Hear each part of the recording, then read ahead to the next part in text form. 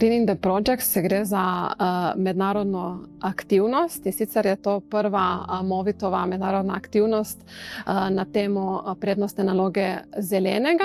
Se gre pa za tako imenovano Partnership Building Activity, torej za aktivnost, katere namen je grajenje partnerstev med udeleženci.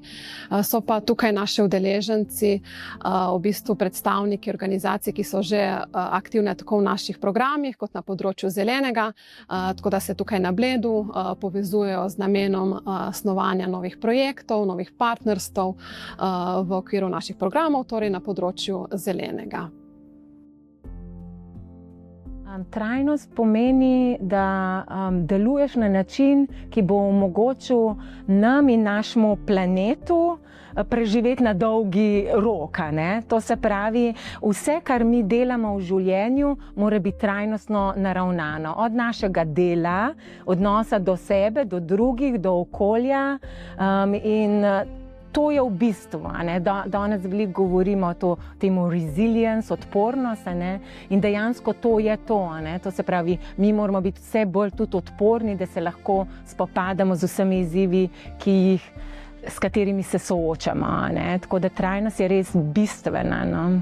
Naš projekt Greendex se je osredotočil na izdelavo spletne aplikacije, ki izračunava carbon footprint, se pravi, da oglični odtis na mobilnostih Erasmus Plusa izračuna, torej koliko kilogramov ogljikovega dioksida proizvede en udeleženec in potem celotna ekipa, in pa preračuna tudi, koliko dreves dejansko kompenzira, oziroma koliko dreves moramo posaditi, da to skompenziramo v celotnem življenju dreves. In pa kot alternativo temu smo potem tudi odprli prvi Erasmus gost, ki stoji na Portugalskem in kamor dejansko redno zdaj pogozdujemo za vsak projekt, ki ga naredimo, dejansko posadimo vsa ta drevesa.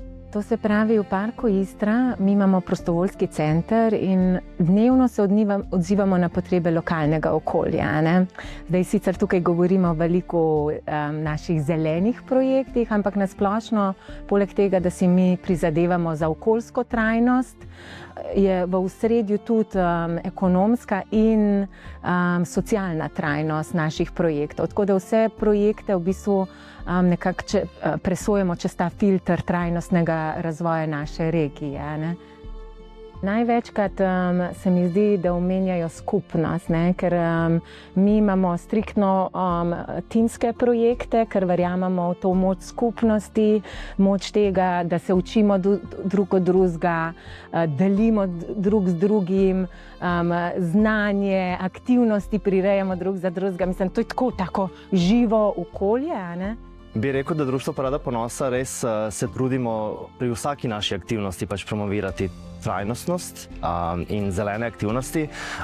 Že pri cateringu vedno pač poskrbimo za vegansko hrano.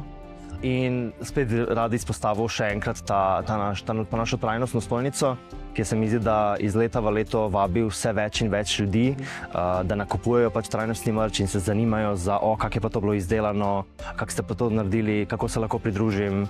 Tako da bi definitivno rekel, da je to eden od največjih naših doprinesov trajnosti.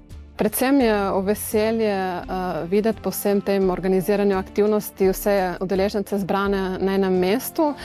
Tudi sami so izpostavili, da je res pozitivno, da udeleženci prihajajo iz toliko različnih držav, tako da iz zelo različnih mest, vetrov prinašajo vsa ta svoja znanja iz področja zelenega.